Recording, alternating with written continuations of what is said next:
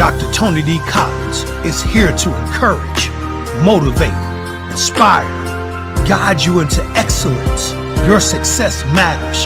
Your dreams matter. Sign up right now with Shepherd One Coaching and become a better you.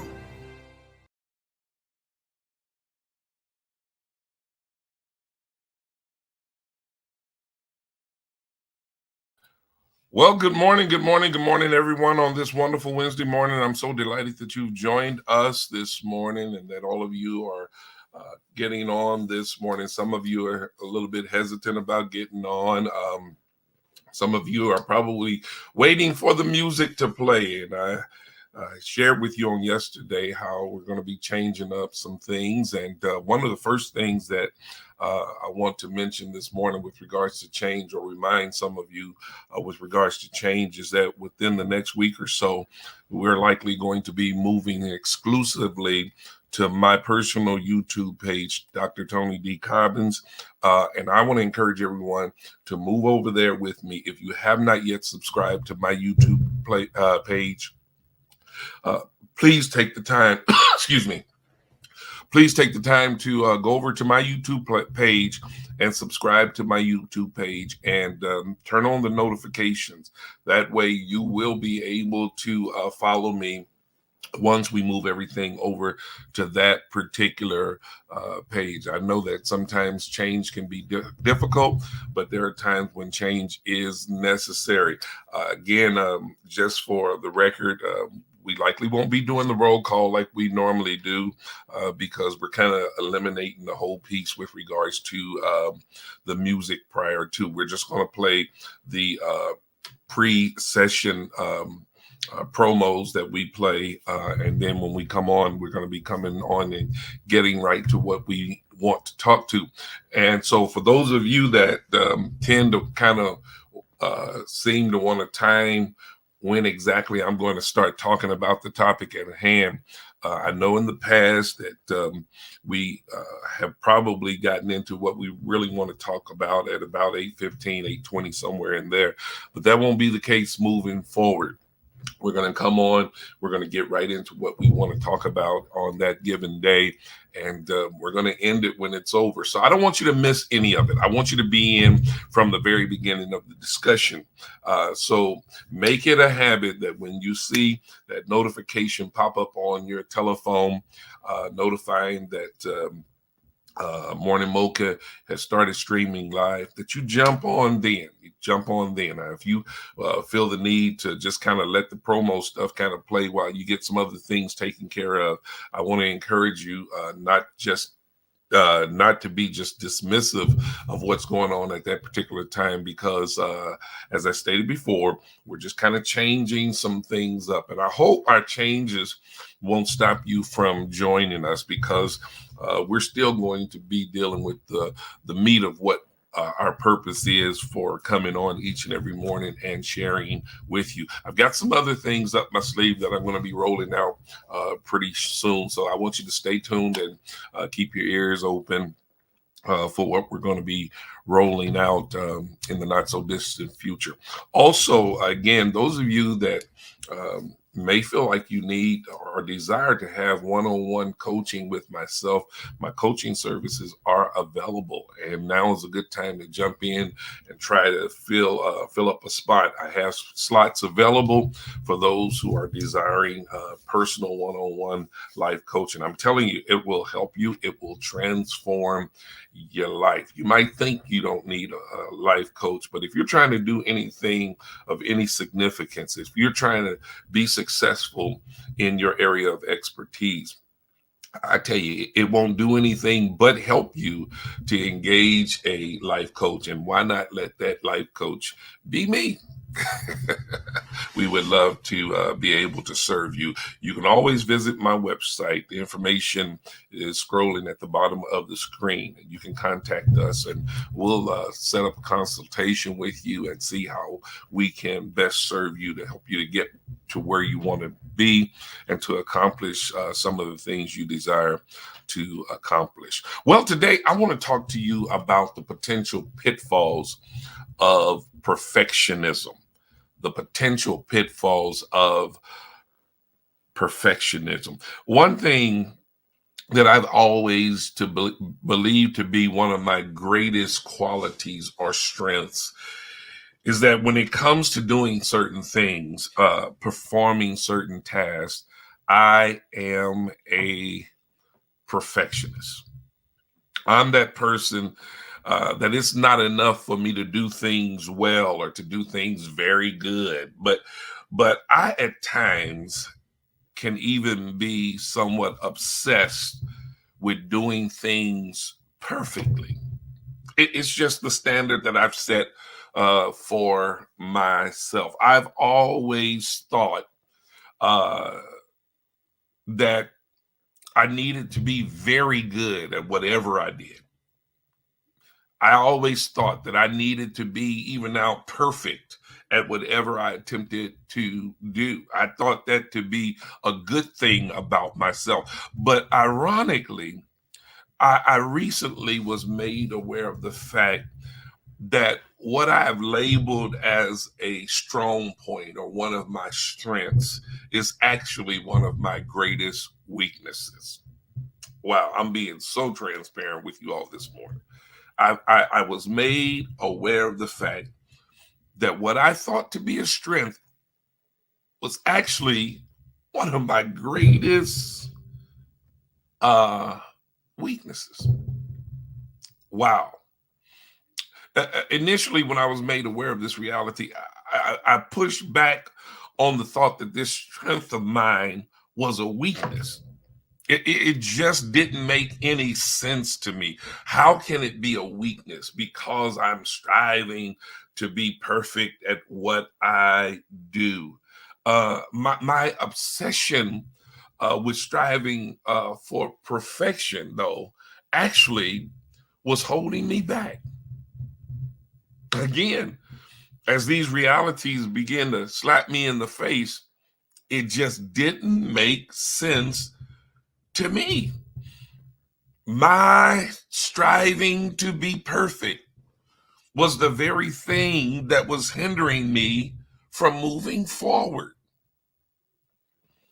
And you know, that's one of the pitfalls of trying to settle only on perfection. Now, I'd like to hope, I'd like to believe rather, that I'm not the only one who struggles with that kind of situation. I'm not the only one who's had that type of problem or that type of issue. I know there's more people out there than myself who struggle with wanting to do everything perfectly. But again, I hope this becomes a glaring reality to you. But the reality is that your striving to want to only land on perfect all the time is a weakness that's really holding you back and keeping you from moving forward. Let me share something with you that will explain how I arrived at this reality. A few weeks ago, I was talking to a longtime friend and indirect mentor of mine in the person of Dr. Sam Chan. And Dr. Chan asked me about my vision for my coaching business. I sent him a link to my website, and he went out there and took a look at my website, and he responded, "That's very interesting." And then he gave me a call, and we began to talk with him, and I shared with him some of the things that I wanted to do, and he asked me what was keeping me from moving forward with my plans. And I told Dr. Chan that I was working on perfecting some things before I moved forward. That word perfect raised a red flag with Dr. Chan, and he pounced on it immediately. Dr. Chan immediately said to me, "Forget trying to be perfect because you will never make it." Wow, that was a gut punch if I ever felt one. When he said it, it actually felt like someone had dropped a load of bricks on my perfect plans for reaching perfection. But that's how Dr. Chan is. He's very honest. He's very forthright, and I appreciated what he said to me. I mean, I had to get over the shock first. I had to get over the shock because Dr. Chan, I'm telling you, he says what he means and he means what he says. And um, for me personally, because of the relationship that we have, because of how our relationship has developed over the years, when Dr. Sam Chan speaks, I listen, especially when it comes to matters of leadership and what it takes to maintain forward progress. I mean, he's literally considered a worldwide guru in leadership. The man knows what he's talking about. He's written several books and things of that nature with regards to leadership. And I tell you, every piece of material that I've read of Dr. Chan has been a great blessing to me. As a matter of fact, the program that I went through to get my professional coaching certification was developed by he and his wife, primarily his wife, Dr. Brenda Chan. And I'm telling you, it's an excellent program. I would recommend anyone who's desiring to become a professionally certified life coach that you would enroll into Dream Releasers Coaching. They didn't ask me to put this plug in, but I believe that it deserves this plug. And it has been a tremendous blessing to me. You can Google it, Dream Releaser Coaching. And I would strongly recommend that you enroll into the program. But again, Dr. Chan is one who possesses great wisdom in the area of coaching, in the area of leadership, and he's just been instrumental in so many leaders' lives and helping them to continuously move forward. And I just appreciate what he says. So when he said that to me, I had to take to heart what he was saying and give it careful conclusion. I mean, rather careful consideration. I really did. I had to really think about it. And I'm telling you, even in the midst of that conversation, when he dropped that on me, I became totally silent other than saying, wow. Dr. Chan goes on to share with me what I concluded to be potential pitfalls and major realities about perfectionism. And I want to share those things with you this morning because I just feel like that anytime that I'm given great wisdom, great advice, I believe that it is incumbent upon me to share it with people that I love and that I'm concerned about, who I want to see move forward in life and to achieve the status of living their very best life, discovering the best version of themselves and living according to the best version of themselves. So I want to share these things that I gained from this conversation with Dr. Chan concerning the realities about perfectionism. Number one, the thing that is important to understand about perfectionism is that perfection is only relative to an individual's perspective. What do I mean by that?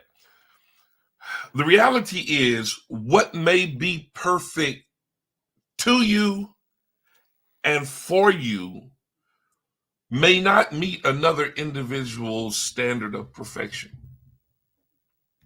It's only relative to you. Now, you might be of the opinion, well, it only matters what I think about what I do. But that's not necessarily True. Sometimes you have to take into consideration, well, most times you have to take into consideration how other people are going to perceive that which you are presenting. Okay. Especially if what you're presenting is intended to be a blessing to those to whom you are presenting it. So you have to take into consideration how other people are going to view or perceive what you're doing. But you can't handcuff yourself to the degree that you become so concerned with making the present perfect, rather. Lord, y'all pray for me that I might get my words together. I want to make this a perfect presentation this morning, but as you can see, none of us ever do anything absolutely perfect. I'm not going to let this stumbling bother me because y'all know that every now and then I fumble and I stumble, but I'll eventually get it together because I'm working to get better. All right. Yeah. So, but anyway, you can't allow yourself to become so concerned with making the perfectly polished presentation to the degree that you allow that desire for perfection to paralyze you and keep you from doing anything at all. So, the first thing that you need to understand, grab this in your spirit, hold on to it tightly. Keep it as a principle that you will remember for the rest of your lifetime, and that is perfection is only relative to an individual's perspective. So, what does that say? What am I trying to tell you with regards to that? First of all, that it's okay not to be perfect. Now, along with that, the next thing you need to understand is that no one ever does anything perfectly. It is literally impossible to do anything absolutely perfect. A lot of times, what we have labeled as perfect is really nothing more than someone doing it a lot better than we can do it ourselves. But I guarantee you, whatever it is they're doing is not perfect. You know, as I was considering all of that this morning, thinking about what I was going to share with you, my mind immediately went to athletes. A baseball player in particular. A baseball player can um, get a hit, if you will. That's the best way I can put it. They can actually get a hit and reach base most of the time. Only about a good hitter reaches base about 35% of the time. 35% of his at bats results in him reaching base. Otherwise, he's out all the rest of the time. But in baseball, to bat 300 and above is considered good. It's considered real good. To only be successful 30%, 35% of the time at bat, that athlete, that baseball player is considered to be a good, if not great, hitter. So looking at the flip side of that, you have to conclude that yes, he's reaching base 30% of the time or 35% of the time when he goes up to bat. But 70% of the time, he's failing. He's striking out. He's not getting a hit. The ball is being caught in the outfield or in the infield, or, he's not reaching base. Yet he is considered to be a great baseball player. Wow. Can you imagine if you only did something right 30% of the time and people praise you for it. Now, I know that wouldn't fly on jobs, on a regular job, on a corporate job or a corporate position. If you were only good 30% of the time, you'd likely find yourself on the street. But the point is, you can never expect to be perfect. Neither can those who employ you expect for you to be perfect. The next thing I need you to understand, number 3, is that the need for perfection is driven by fear. This was one of the points that Dr. Chan made to me when he was showing me how my drive to be perfect, my desire to be perfect was not doing me any good. And it's primarily because that desire to be perfect was actually driven by fear. Man, I'm telling you, this really was an eye-opener for me. It is driven by the fear of the potential of something going wrong. I've always believed that any imperfection in anything I attempted to do reflected poorly upon me. That was locked in my mind.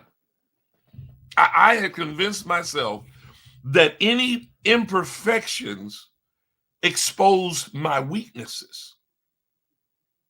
And for me, I would rather show you nothing at all than expose my weaknesses to you. That was my conviction. That was the way that I lived my life. I always wanted to present myself as being strong, as being good, or even as being perfect in whatever I attempted to do. But the truth is that mindset was hurting me rather than helping me. So that leads me to the next point. The need to be perfect hinders forward progress. Now, I hope you're making note of these things, because I'm telling you,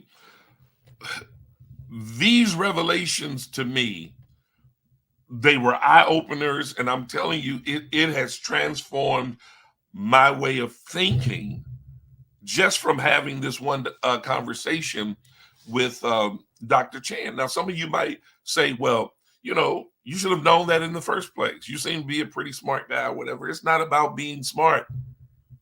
It's not about being ignorant or anything of that nature. It's just sometimes we get so accustomed to thinking a certain way that we convince ourselves that our way of thinking is the right way of thinking, and obviously it's the only way of thinking. And the whole time that we're thinking that way, we're not helping ourselves, but we're really hurting ourselves. I'm going to give these to you again because I want you to be able to jot them down so that you can remind yourself of the fact that, to strive to be perfect is not always the best thing to do. Again, number 1, perfection is only relative to an individual's perspective. Number 2, no one ever does anything perfectly. And I've demonstrated that to you this morning as I've been stumbling and fumbling over a few things. But thank God that you all are such an understanding audience and you love your host. Thank you for your understanding and your love. Number 3, the need for perfection is driven by fear. It's a truth. It's a reality. Number 4, the need to be perfect hinders forward progress. And I must say, I've left a lot of my dreams and visions on the shelf because I was waiting for the perfect time, the perfect opportunity, the perfect situation, acquiring everything I needed to ensure that I could pull off my visions to perfection. And what did I do? If we were to be honest about it, if I were to tell the truth about it, literally, I failed. Why did I fail? I failed because I did nothing at all with the dreams and the visions and the inspiration that I truly believe that God gave me. Because some of these dreams and visions were pertaining to ministry.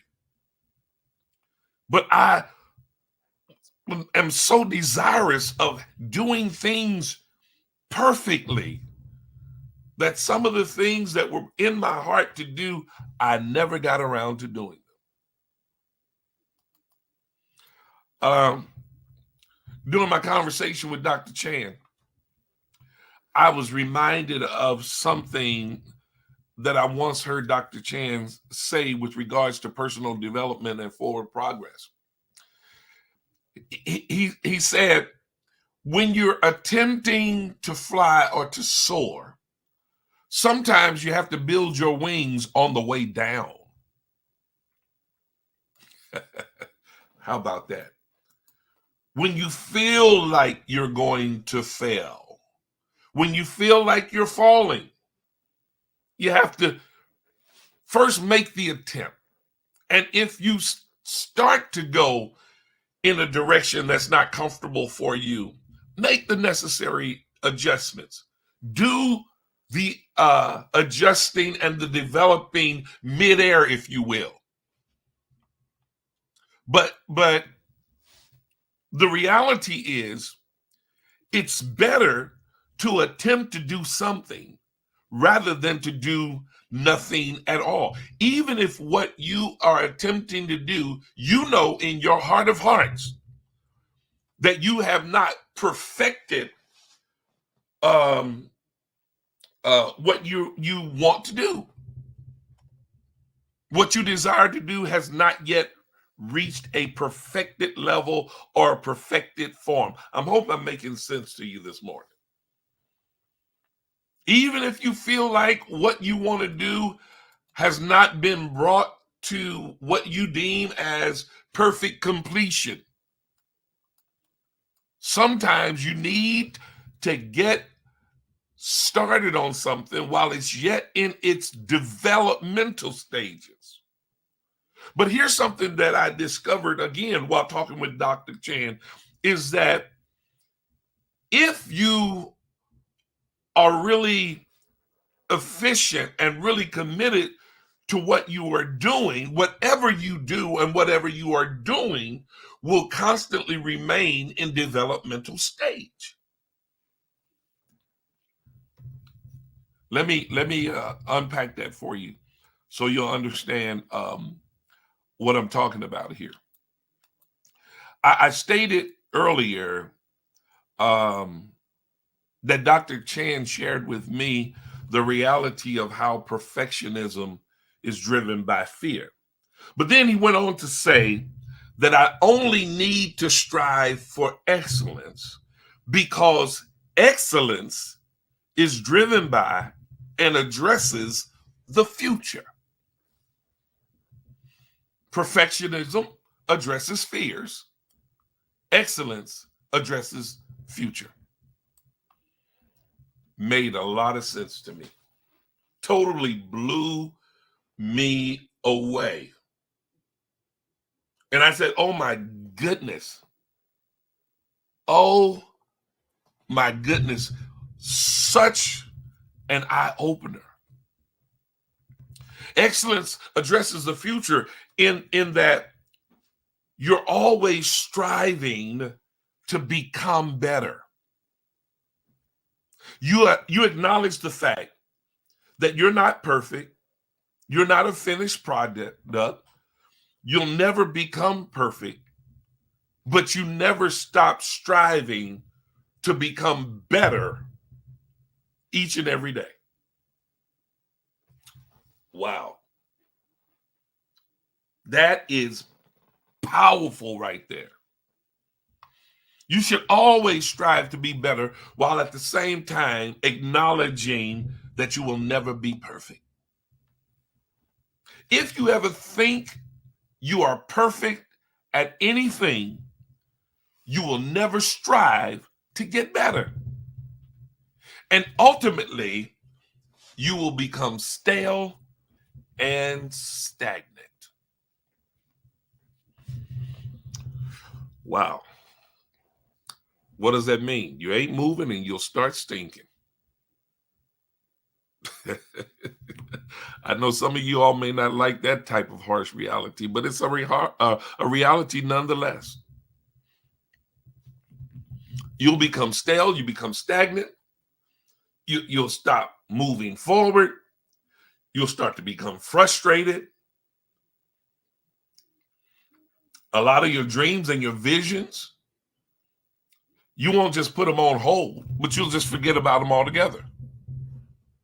I'm a living witness to that. As bad as I hate to have to admit that, it's just the truth. But I thank God for this conversation that I had with Dr. Chan, because the conversation was so liberating for me. I instantaneously came to realize how I was getting in my own way. How many of you can honestly admit that you are getting in your own way? What are you allowing to impede your forward progress? For me, it was my desire to be perfect with whatever I attempted to do. For you, it might be something totally different. Sometimes all you need is someone to make you aware of some harsh realities. And really, it takes someone who has your best interests at heart to help you see around your blind spots, because we all have blind spots. Every last one of us have blind spots. You know, a few weeks ago, I talked to you about becoming self-aware.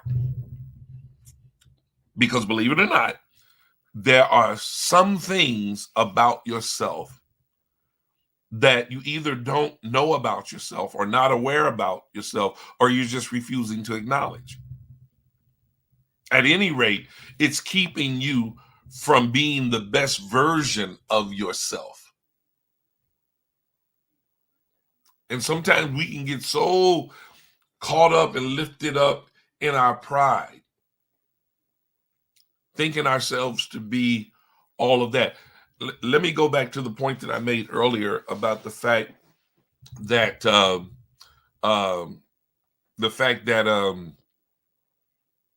I didn't want anybody to see any of my weaknesses. I didn't want any of my weaknesses to be exposed, anything of that nature. Let me go back to that. I didn't want people to see my imperfections. So when I would look at myself, I would try the best I could to critique myself, and I would assess myself and conclude to me that I had it all together, so to speak, with regards to certain things. And as long as I felt myself to have it all together, then I must be all together, because it only really matters to me what I think and feel about myself. And so what others may see or think of me doesn't really matter, okay? Now, I know that probably does, or maybe it doesn't make sense to some of you, but that was my reality. That's what I was living with. But I was failing to give true and honest consideration to the truth that I had blinders on with regards to certain aspects and elements of my life, especially as it pertains to accomplishments and achievements, my abilities to get things done and how to go about it. And I'll repeat the fact that what I thought to be a strength was a great weakness for me until I had someone come along who I well respect and point out to me my blind spots that was keeping me from doing the things that I wanted to do, and even from doing the things that I was definitely capable of doing.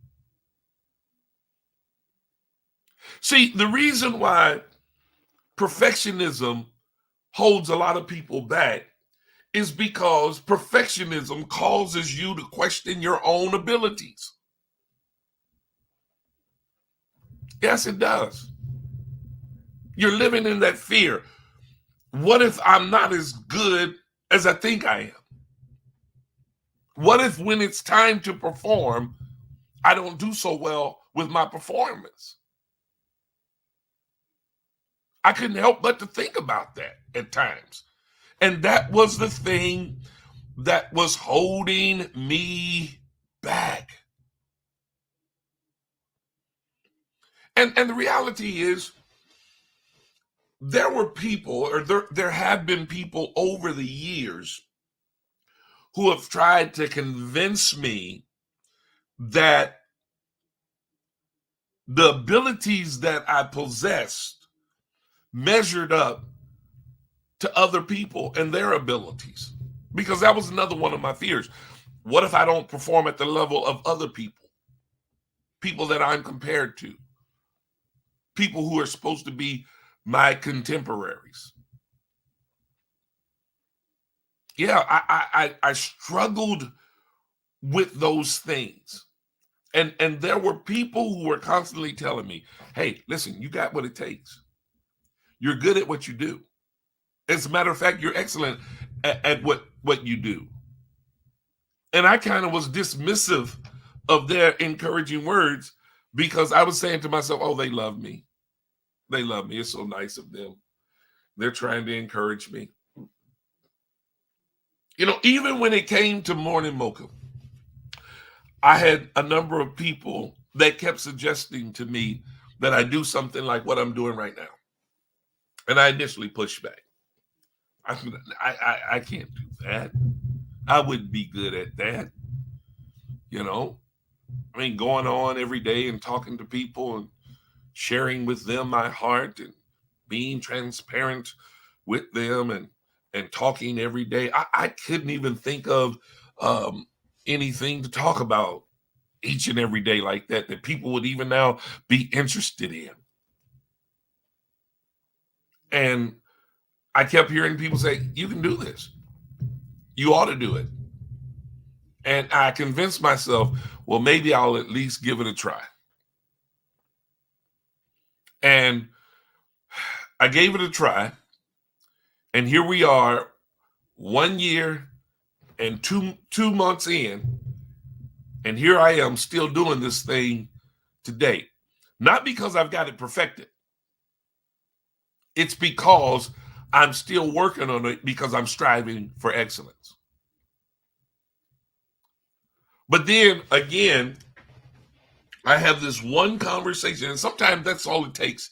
It's just one somebody that'll come along and phrase things in a way that are glaringly clear to you and that you absolutely cannot deny. And that's what happened with the conversation between myself and Dr. Chan. When he dropped those heavy nuggets of wisdom on me, I was blown away. I was somewhat speechless, but I was appreciative of what he was saying to me. And Dr. Chan wanted to make sure that I knew he was not just being critical of me. And when he said that, I responded, oh, no. I don't feel that you're being critical. You are simply critiquing me. You are critiquing what I'm presently doing or not doing. And there's a difference between someone criticizing you and someone critiquing you. Sometimes We get in our feelings when people are making suggestions to us, which really prove to be a critique of what we're doing. And we get in our feelings because we think they're criticizing us. To be critical of a person, in many cases, that a person is just the other person, that person that's being critical just wants to put you down. But a person who will critique you, they do so because they want to build you up. They want to help you to find a way, or to see a way in which you can become better at who you are and what you're doing. Dr. Chan kept assuring me, he said, I'm not saying that what you're doing is not good or that it's bad. He said, but I want you to see where you can even improve on what you've got laid out, what you're desiring to do. Wow.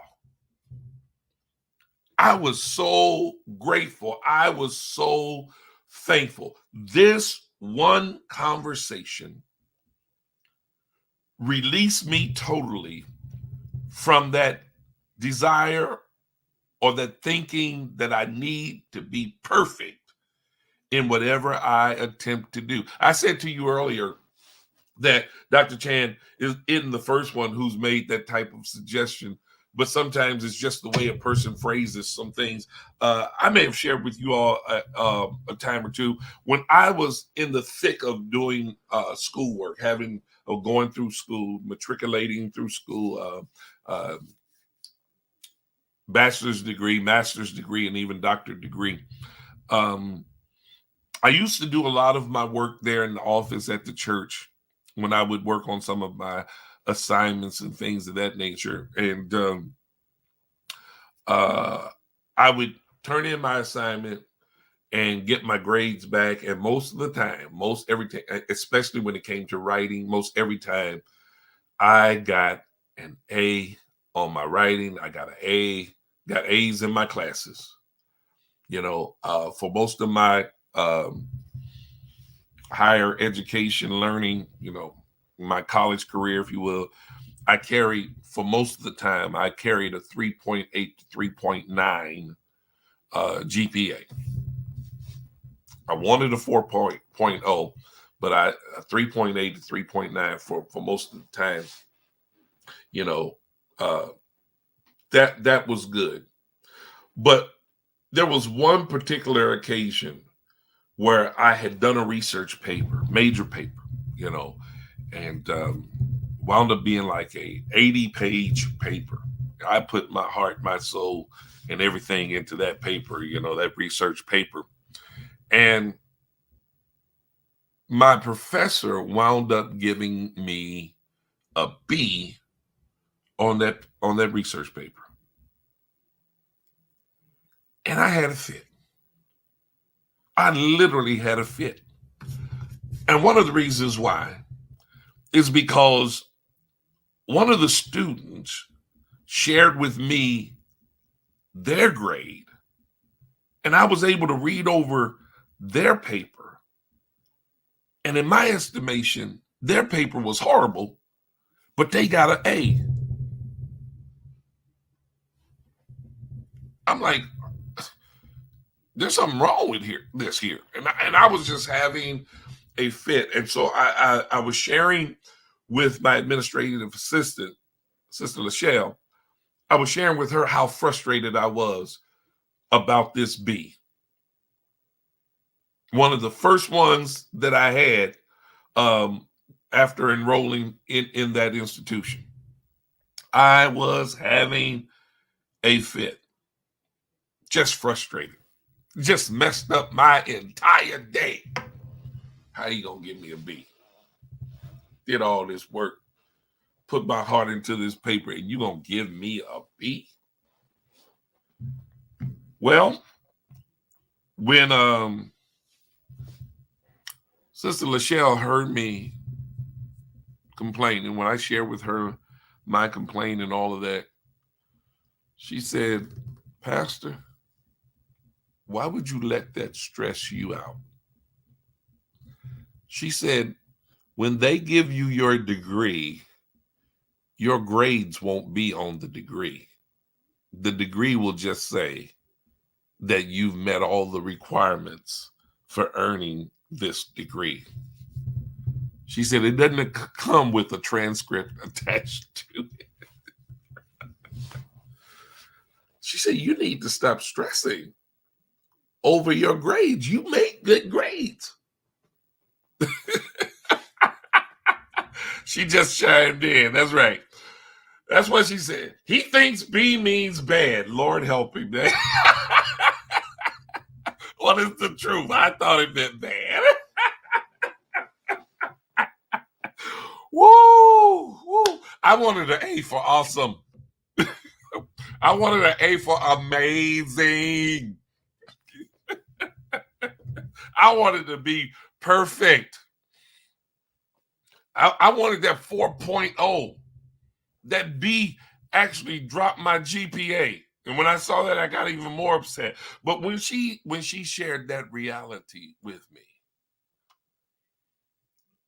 my initial response to her, and she know I'm telling the truth when I say this, my initial response to her was, whatever. What I was really trying to tell her, I ain't trying to hear you or this B either. No, we laughed about it. I didn't get upset with her, y'all, at all. Never. I gave her my sarcastic whatever because she knows me. She knows how I am when I get to my whatever. She and my wife will tell you that when I get to that point, they be like, he just needs a nap. He's stressing over things. He needs a nap because they know when I get tired, when I get frustrated, I better go sleep something off. But when she shared that with me, it really, honestly, I'm telling you the truth, it changed my entire perspective.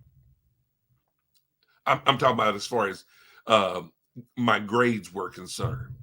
It said to me that I should be satisfied with doing my very best. Brother Charles Shelby, he said, I always told my kids that B means you can do better. Well, that can be true, but not necessarily. Because sometimes grades are subject to the teacher's opinion and not actually to the performance of the students. See, and what I can verify that by even on the story I told with my own experience. I wrote an awesome paper. I really did.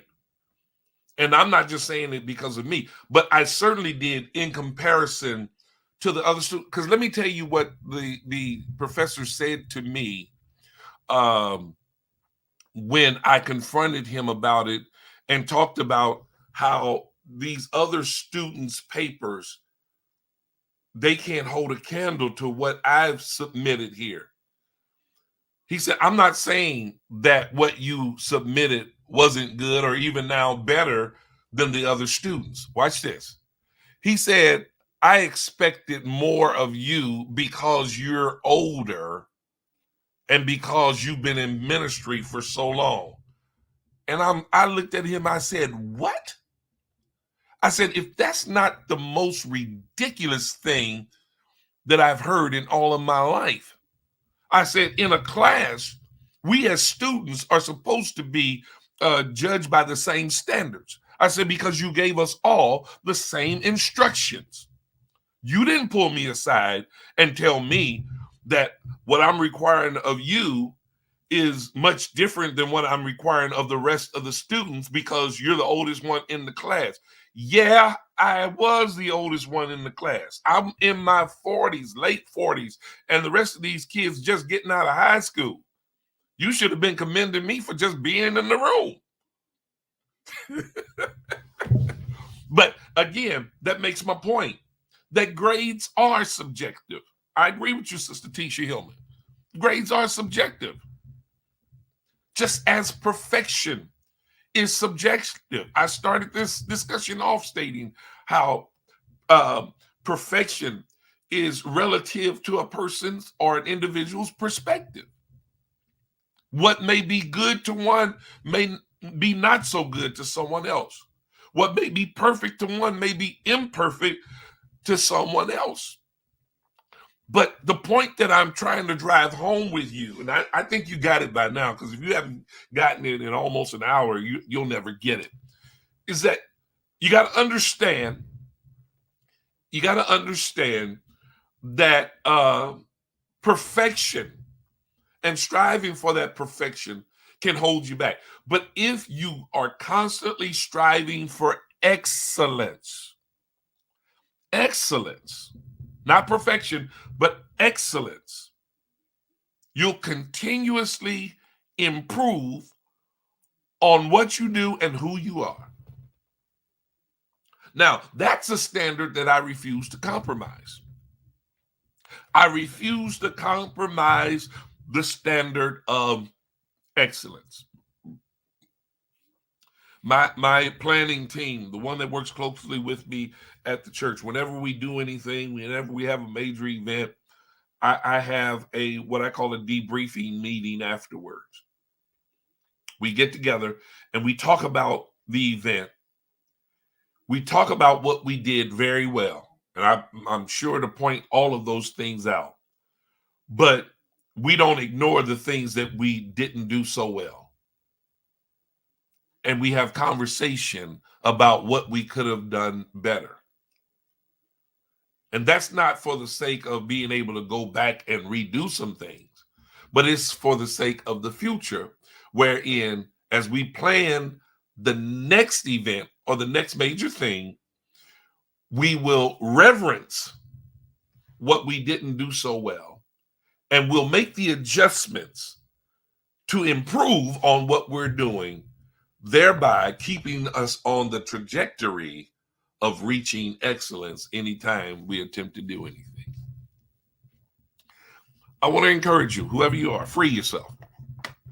Free yourself. Liberate yourself. Some of those things that you're putting on hold because you're waiting to develop them to perfection, stop waiting on trying to be perfect. You all are going to see the evidence of how this wisdom has impacted me. You're going to see it moving forward. Because I'm great. I'm really good at putting things off because I'm not satisfied with the stage that they are in as it pertains to their development. But now I've developed, or I'm yet developing, the courage to move forward on the things that are in my heart to do, that I believe that I have a reasonable amount of knowledge, and that I'm equipped to a reasonable level to where I can present something or present whatever it is I want to present at a level of excellence, despite the fact that it may not be perfect. How about that? Has that helped anybody here?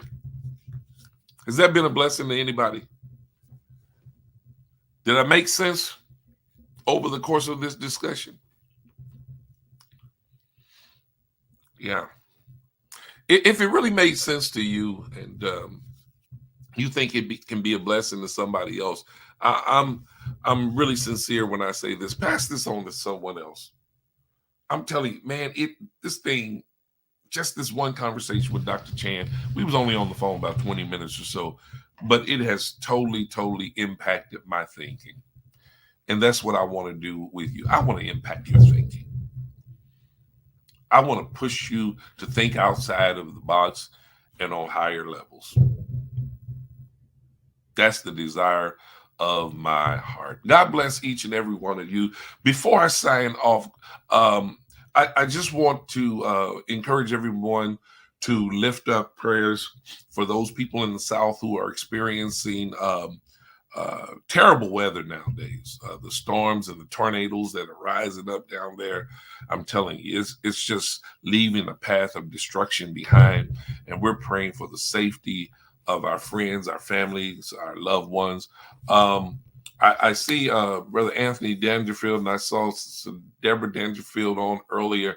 And if you all can send me a response real quickly, I just want to know how you all are doing down there in Georgia, because I know that the storms they came through supposedly Georgia on yesterday, and they're slated to come through. They're slated to get another round of severe weather today. So, Sister Deborah, Brother Anthony, can y'all kind of share with us how you all are doing down there? Now, it takes a little while for your responses and messages to pop up on my screen. I think you all get them a little bit more instantly on your devices than I do on my screen. But we want you to know that we're praying much for you. I'm kind of stalling right now because I want to see their response pop on the screen. Them letting us know how they are doing. Praise God. Some of you are sharing some of your personal perspectives. Lyndon Eddington Passmore, you said, I have allowed perfection to hold me hostage. Thanks for a great time. You're certainly welcome. You're free now. Don't allow it to hold you hostage. I was in that same position. God bless you.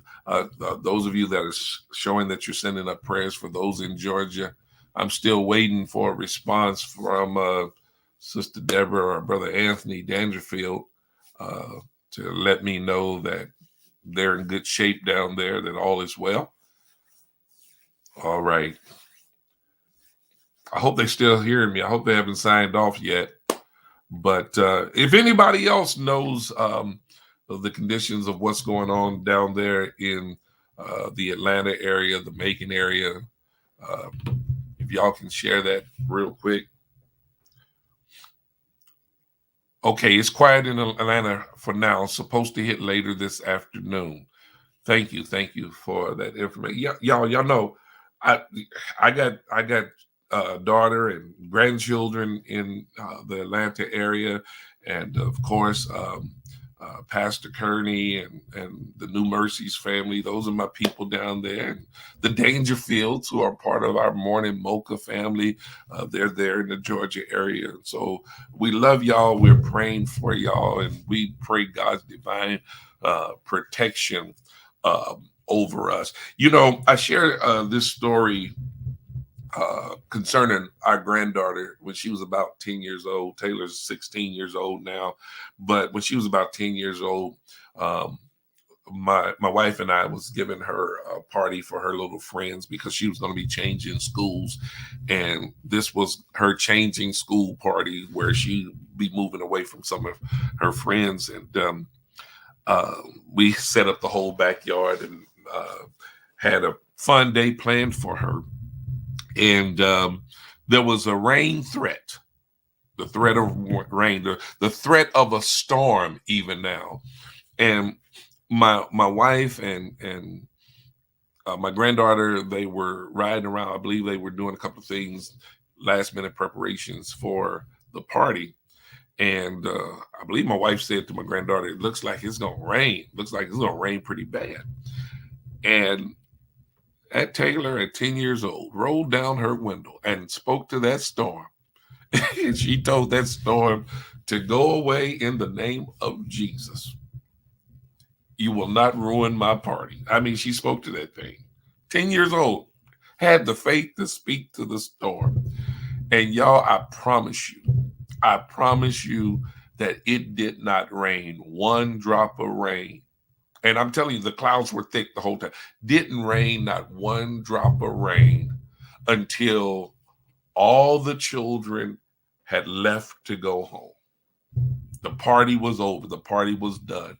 And after that, it was like the heavens opened up and the rain poured out. I said all that to say this. We have the authority to speak to storms, I believe, and cause storms to become redirected, or even now to hold their peace. I believe that. The Bible tells us that we have the faith of a child, really, actually, in essence, that we have the authority to do those things. Okay, y'all got me in preach mode. I didn't mean to go there, but again, we are praying for those in the Atlanta and the Georgia areas. I understand that it's predicted that it's going to hit hard in Savannah. We have friends and family people in Savannah, Georgia. So we're praying. We're praying that God will cover and keep them. Well, that's all I have. God bless y'all. I love y'all. Thanks for joining in. Don't forget to go over and subscribe to my Dr. Tony D. Cobbins YouTube channel and turn on your notifications, because as I've been stating, we'll be soon moving over there, and you won't be able to find me here for Morning Mocha, but you'll be able to find me there. So it is imperative you go over there, that you subscribe and turn on your notifications. All right. Until tomorrow morning, my prayer is that you have a blessed, wonderful, and prosperous rest of your day. God bless.